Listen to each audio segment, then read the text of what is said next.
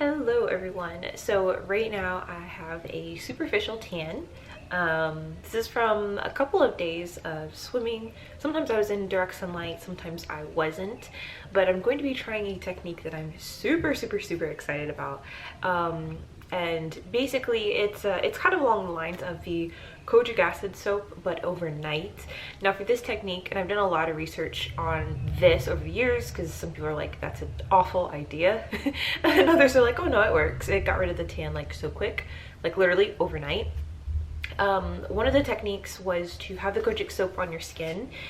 Don't rinse it off. You'll have your skin still damp, obviously. Then you get out of the shower and then you put on like a sweatsuit. Sweatsuits are basically made out of like plastic. It's like when you want to go in a sauna, like make you sweat a lot, or you could go like run. I don't know, they're like $20 online. You can get them anywhere really, or you could make your own.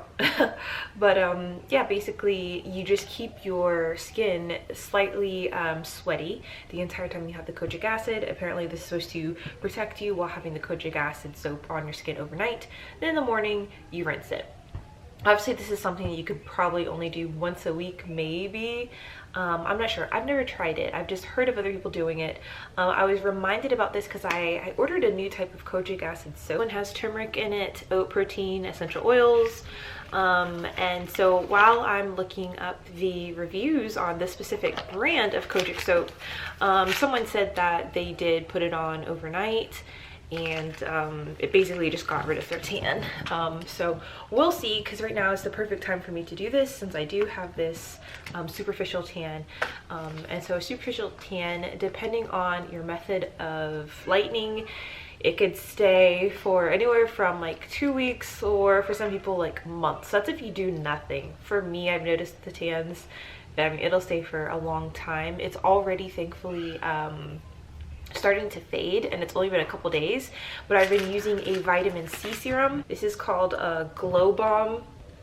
This is vitamin C with niacinamide. It's basically a jelly. It has this little thing.